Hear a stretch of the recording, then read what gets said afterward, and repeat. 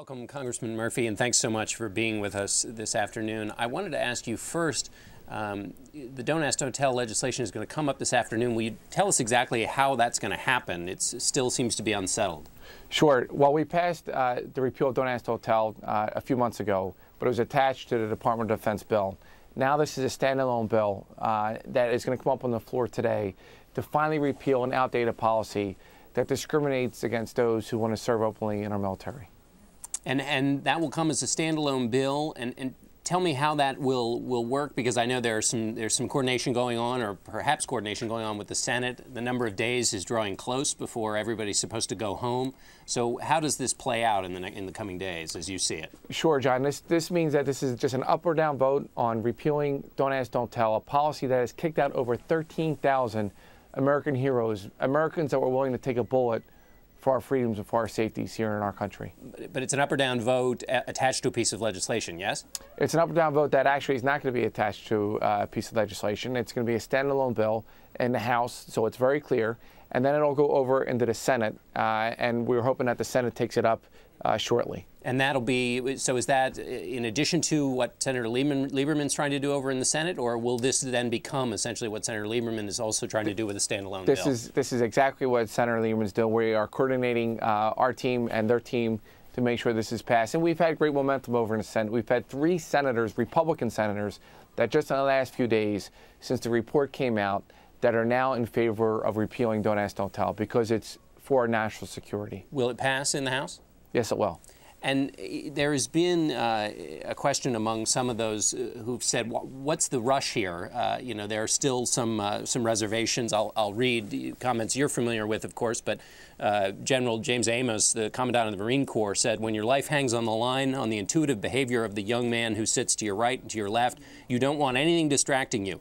He said that mistakes and inattention or distractions cost Marines lives. He said this in the context of this legislation. Let's answer the question, what's the rush here? Well, the reason why we need to act with a sense of urgency is because our country is fighting 2 wars right now, and that our troops who are in harm's way are stretched so thin. It makes no sense why we're throwing out able-bodied men and women and we're throwing them out of our military just because they happen to be gay. That's wrong. And the fact is this, is that when I served in Baghdad as a paratrooper with the 82nd Airborne Division, I didn't care if my men had a boyfriend or girlfriend back home. I only cared if they could do their job. Could they handle the rifle? Could they kick down that door? Could they do the job so we'd all go home to see our families at some point? But here we have the Commandant of the Marine Corps, a voice to be listened to in this, saying this is going to cause a problem. And so what's your response to him on the merits, but also with that kind of a senior voice speaking out against this?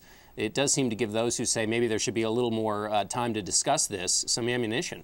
And we have discussed it. We've had hearing after hearing. We are listening to the military leaders, including those military leaders like the top ones in our military right now, like the chairman of the Joint Chiefs of Staff, Admiral Mike Mullen, like the Secretary of Defense, like the Commander-in-Chief, like General Colin Powell, who are all saying it is in the best interest of our national security to finally repeal Don't Ask, Don't Tell. It is not the time to be throwing out men and women who are willing to stand up and fight for us. Some of these men and women are Arabic translators, are fighter pilots, or infantry officers. Now is not the time to throw them out just because they have a boyfriend or girlfriend back at home. Anything that can be done to allay the fears of the Commandant of the Marine Corps? Anything you would, other than the position you just articulated, is there anything that you would offer that might help him change his mind? Sure. Well, I think it's very clear that my bill and Senator Lieberman's bill in the Senate, which are exactly identical pieces of legislation, it's very clear that once this passes, it has to be certified by the Secretary of Defense and the President of the United States that it is in the national security interest of our country. They both testified, they've both spoken to the American public that is their professional belief, and now is the time to make sure that we finally repeal it. This isn't something that Congress can just punt to the courts or could punt to somebody else. It's now upon the policymakers of our country, the United States Congress and the Senate, to make sure that we finally repeal a discriminatory policy that has been hurting our national security. Congressman, I also want to ask you about one other important issue that's coming up in this rush before vacation time, and that is the question of tax cuts. What's your position here on the deal the president has worked out with Republican leaders on extending the Bush tax cuts for everyone? Sure, John. Now is not the time to raise taxes on middle-class Americans. And unfortunately, they're being held hostage in this debate whether or not we're going to extend it to them. We've passed it in the House, and the Senate isn't able to pass it unless we attach these other things. But the bottom line is this, is that we need to start creating jobs in our country. We need to make sure that we do not raise taxes, especially in those middle-class families. So we need to make sure that we get after it and pass something before it's too late, before the end of the year. So you support the president's deal? Well, I still got to read it. We haven't had a bill in front of us in the House, but I will make sure that we do not raise taxes on middle-class Americans. I'll tell you that, John. And there is a little bit of confusion, it seems, what the House is going to be allowed to do by House leadership. What's your best information in terms of whether you're just going to have to vote on the Senate bill or whether you'll be able to add some things and tinker with it a little bit? Sure. Well, we're working on through that right now, but I will tell you that there might be a little tweak to the estate tax. You know, us in the House, we passed a bill where $7 million estates and below would not be taxed. They could be passed in the next generation. There's an argument whether or not we're going to extend that to $10 million. Again, this doesn't create jobs, unfortunately. So to me, I don't know why we would extend it even more when we're a nation at war and a nation of debt. We need shared sacrifice, and our whole country is based on a meritocracy. But we'll work out those details, and the bottom line is we're not going to raise taxes on middle-class families. Is that something, though, on the estate tax, is that something you'd like to fix? And if it's not tweaked in a direction you'd like to see, is that something that could undo the deal for you or lose your support, I should say? I would like to tweak it. And I don't think that would be the end of the deal, but we have to work through that the next couple of days, next couple of hours, frankly.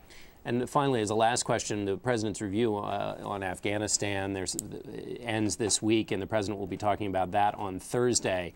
I wondered if we could just get your thoughts on the way things are going in Afghanistan and here, and since you're an influential voice on these questions, what's your sense of Afghanistan? Is it going in the right direction? And what do you think of what you've heard of where you think the president's going to go with this? Yeah, I was proud to deploy twice after 9/11. To leave being a young captain at West Point to go and deploy twice for our country, including in Baghdad, where I lost 19 of our men in the 82nd Airborne Division. And the fact is this, John. We need to capture and kill Osama bin Laden, who murdered over 3,000 innocent Americans.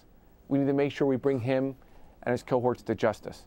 And they are in Afghanistan and that border of Pakistan. And we cannot rest until we do exactly that.